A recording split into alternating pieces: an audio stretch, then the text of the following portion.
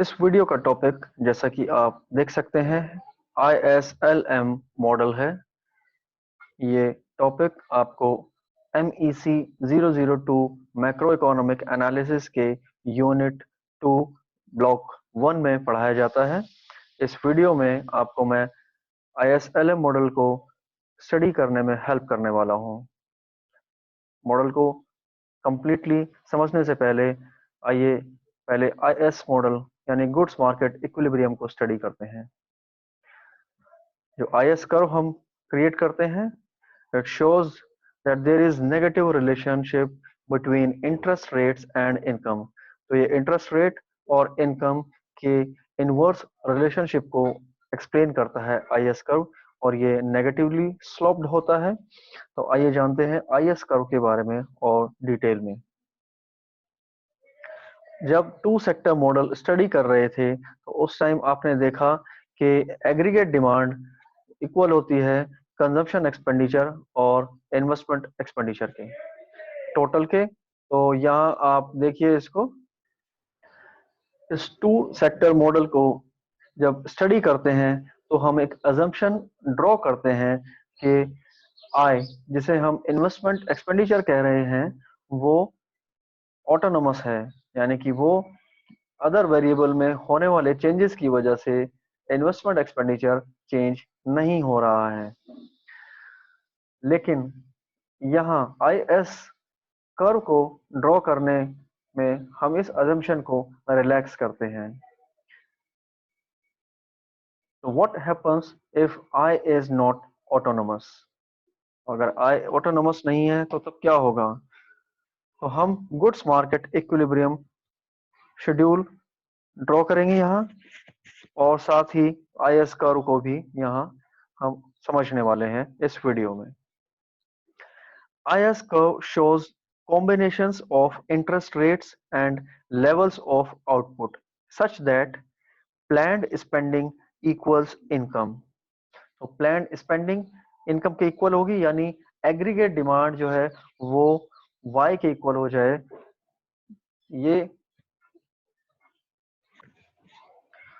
ये रिक्वायरमेंट है यहाँ इंपॉर्टेंट कि AD is equal to Y हो जाए, यानी प्लान्ड जो स्पेंडिंग है, एक्सपेंडिचर है, वो इनकम के इक्वल हो जाए। Earlier we assume that investment expenditure is autonomous, कि आय जो है वो ऑटोनोमस है, ये हम पहले अज्यूम करते थे, and hence bears a fixed value. इसलिए हम मानते थे कि आय जो है वो उसकी एक फिक्स्ड वैल्यू होगी। ये हम अर्लियर जो स्टार्टिंग में इस मॉडल को स्टडी करते हैं वहां ये अजम्पशंस ड्रॉ करते हैं। IS मॉडल की कंस्ट्रक्शन में हम ये कंसिडर करते हैं कि इन्वेस्टमेंट स्पेंडिंग जो है वो इन्वर्सली रिलेटेड है इंटरेस्ट रेट के। तो यहाँ देखिए, ये इन्वेस्टमेंट स्पेंडिंग है I, ये अब ऑटोनोमस नहीं है, बल्कि ये इंड्यूस्ड फॉर्म में आ गई है, और ये इन्वर्सली रिलेटेड है I के। I जो यहाँ इंटरेस्ट रेट कहलाता है। तो अगर आप देख सकते हैं इनवर्स रिलेशनशिप है, इंटरेस्ट रेट अगर इंक्रीज होगा तो इन्वेस्टमेंट एक्सपेंडिचर डिक्रीज होगा।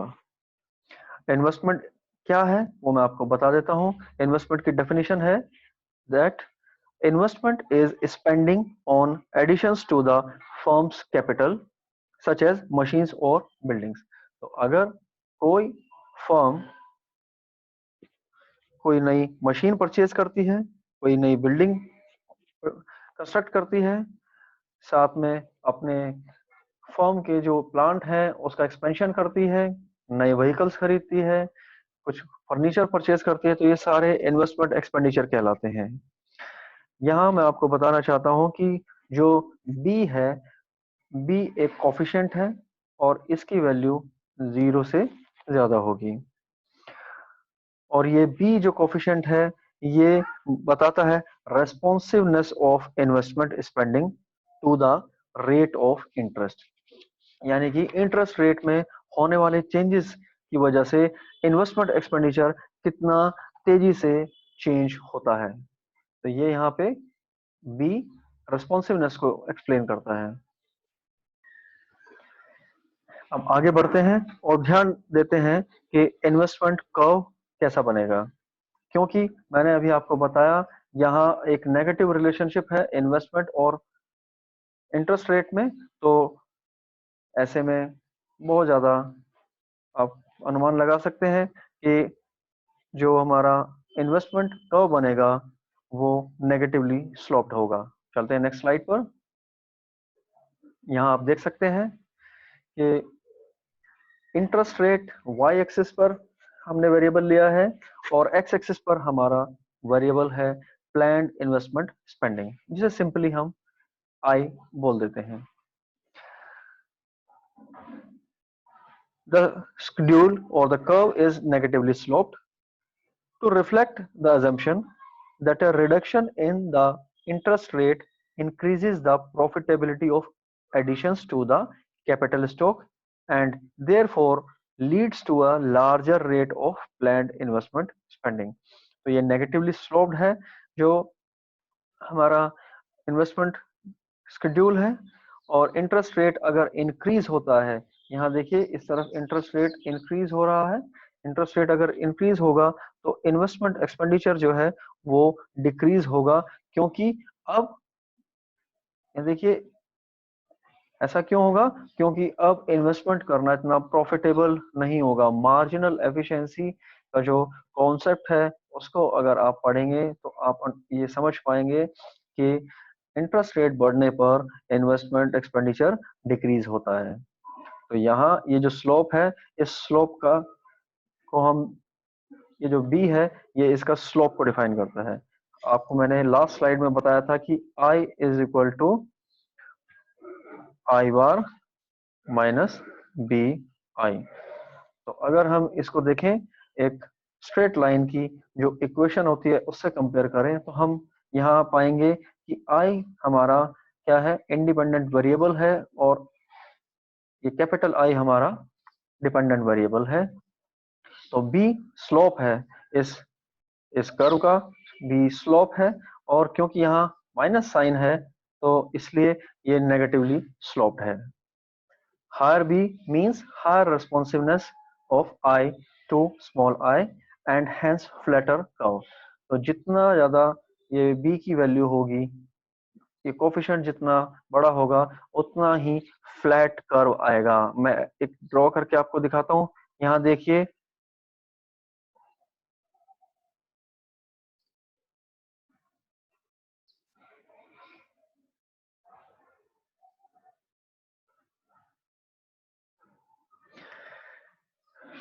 इंटरेस्ट रेट अगर I1 I2 और यहाँ I1 है, तो देखिए I2 से I1 जब मूव होता है तो ये जो कर्व 1 है और ये कर्व 2 है, इनमें देखिए इंटरेस्ट रेट में चेंजेस सेम आ रहे हैं, लेकिन कर्व 1 में स्पेंडिंग जो है वो ज्यादा चेंज हो रही है, और कर्व 2 में सॉरी कर्व 1 में स्पेंडिंग जो है इन्वेस्टमेंट स्पेंडिंग उसमें स्मॉलर चेंज आ रहा है, जबकि कर्व 2 में जो चेंज आ रहा है वो एक लार्जर चेंज आ रहा है, same rate of interest difference की वजह से। तो दैट मीन्स कि अगर बी की वैल्यूज हायर होंगी तो स्लोप जो है वो चेंज हो जाएगा और कर्व जो है वो फ्लैटर कर्व होगा।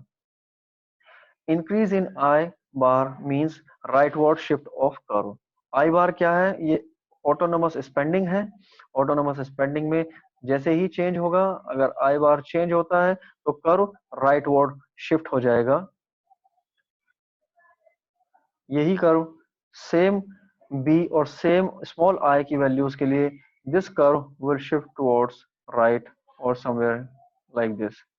तो आई बार की वैल्यूज जैसे जैसे इंक्रीज होगी तो कर्व राइटवर्ड शिफ्ट होता चला जाएगा। इस पूरे रिलेशन को आप इक्वेशंस की फॉर्म में भी समझ सकते हैं। टू सेक्टर मॉडल में AD is equal to C plus I, there is no government, there is no trade. लेकिन फोर सेक्टर मॉडल में AD is equal to C plus I plus G plus N X. जब investment autonomous ना हो तो आई जो हम पहले autonomous यहाँ ले रहे थे वो अब इक्वल है आई bar minus small B I के। तो नाउ यू कैन सी ये 4 सेक्टर मॉडल के लिए एग्रीगेट डिमांड शेड्यूल जो है वो चेंज हो गया है, और इसमें जितने ऑटोनोमस कंपोनेंट हैं उनको अगर हम अलग कर लें, लाइक सी जो होता है, C is equal to C bar plus small C Y, ये कंपोनेंट ऑटोनोमस होता है। अभी हम अज्यूम कर रहे हैं जी ऑटोनोमस है, एनएक्स ऑटोनोमस है और आई बार ऑटोनोमस है। तो इन सब कंपोनेंट्स को अगर हम ऐड कर लें तो यहाँ हमारे पास ये इस फॉर्म में आ जाएगा, यानी ए बार प्लस सी वाई और माइनस बी वाई। तो ये इतना पार्ट जो है ये इंड्यूस्ड है, इतना part, this part changes because of changes in y, and this part changes because of changes in rate of interest. So at equilibrium this aggregate demand will be equal to y, which is the national output.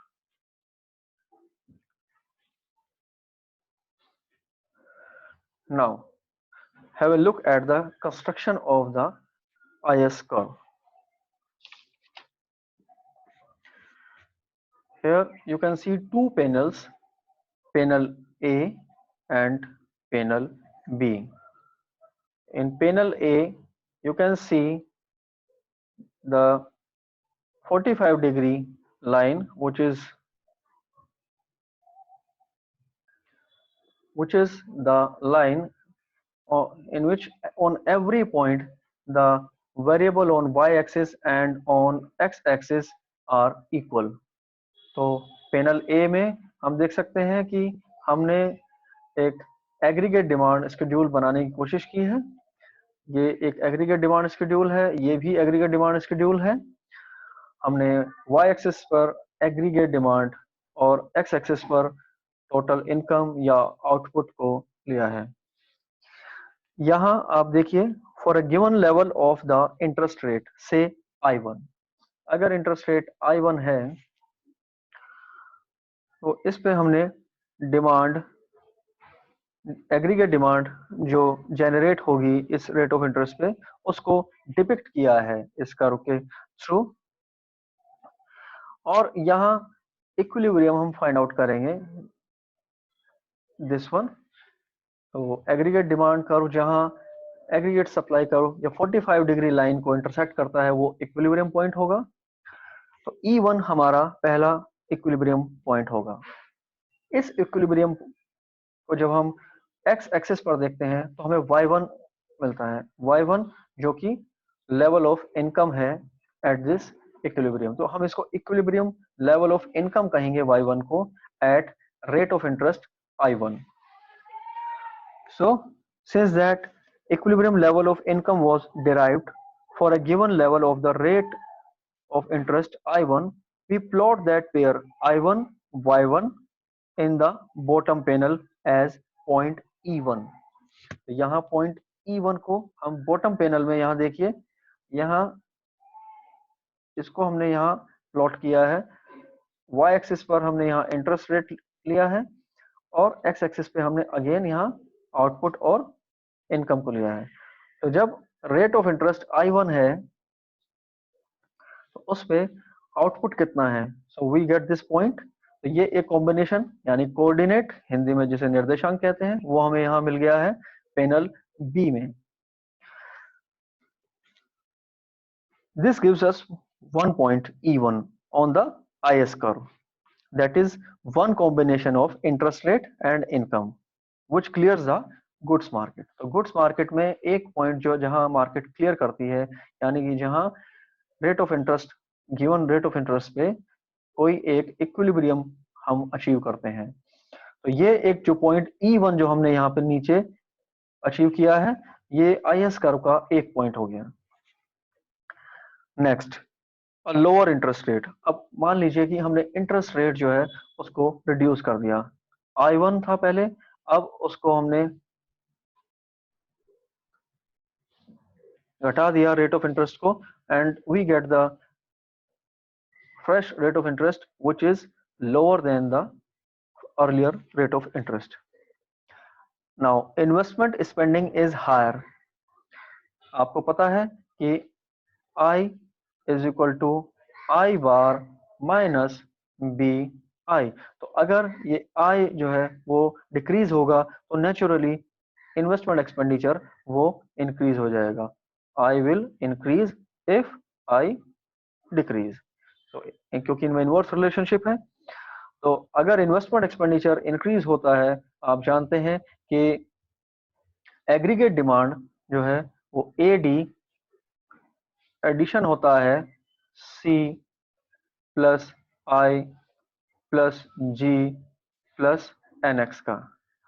तो क्योंकि investment expenditure increase होगा तो naturally aggregate demand भी increase होगी, और aggregate demand schedule जो है वो वर्टिकली अप शिफ्ट हो जाएगा। तो नाउ फ्रेश ये एक हमारा नया एग्रीगेट डिमांड कर्व हम अचीव करते हैं। So that means an upward shift of aggregate demand schedule. Now see, ये जो फ्रेश हमने एक एग्रीगेट डिमांड शेड्यूल यहाँ पे अचीव किया है, इसकी वजह से हमारा इक्विलिब्रियम भी शिफ्ट हो जाएगा। Now we have the equilibrium at E2। E2 हमारा फ्रेश इक्विलिब्रियम हमें अचीव हुआ है, और इस इक्विलिब्रियम पर हम देख सकते हैं कि इक्विलिब्रियम लेवल ऑफ इनकम है हमारा Y2। Y2 equilibrium level of income हमें अचीव हुआ है। एंड अगेन जैसा हमने पहले किया था उसी पूरे प्रोसेस को हम उन्हीं स्टेप्स को रिपीट करेंगे। तो at point E2 in panel B we record the fact that interest rate I2 implies the equilibrium level of income Y2। equilibrium in the sense that goods market is in equilibrium, or that या फिर हम कह सकते हैं कि goods market clears। point E2 is another point on the IS curve। तो यहाँ देखिए कि E2 जो यहाँ ये इक्विलिब्रियम हमने अचीव किया था, इस E2 को नीचे पैनल बी में अगर हम यहाँ डिपिक्ट करें, because we get another combination of I and Y, this is I2 Y2। यहाँ ध्यान देने के लिए मैं आपको कहूंगा कि यहाँ जो lower this one lower AD curve जो है, यहाँ इंटरेस्ट रेट I1 है और अपर में I2 है, लेकिन यहाँ I1 को हमने ऊपर और I2 को नीचे, यानी कि क्योंकि ये इंटरेस्ट रेट यहाँ हमने डिपिक्ट किया है y एक्सिस पर, तो नेचुरली क्योंकि I1 is greater than I2, so here I2 is at lower than I1 level। So I2 Y2 is another combination, another coordinate, so we get another point, and now we have 2 points of the IS curve। if we join these 2 points we get a straight line IS curve। we can apply the same procedure। ये जो अभी हमने यहाँ 2 points achieve करे हैं, we can apply the same procedure, और इस procedure को अप्लाई करते करते we can have several points on the IS curve, और उन सभी points को हम join कर दें। so we will get all conceivable levels of interest rate and thereby generate all the points that make up the IS curve। they have in common the property that they represent combinations of interest rates and income at which the goods market clears। तो ये जो हमारा IS curve है, इस IS curve को अगर हम देखें, इस पूरे कर्व में there are several points and at every point the goods market clears। यानी कि हर पॉइंट पे जो रेट ऑफ इंटरेस्ट है गिवन, उस पे हम इक्विलिब्रियम अचीव कर रहे होते हैं। तो ये सारे पॉइंट्स को अगर हम ज्वाइन कर दें, so we get the IS curve. so that is all about the construction of the IS curve। thank you so much। in the next video you will get to learn about the LM curve।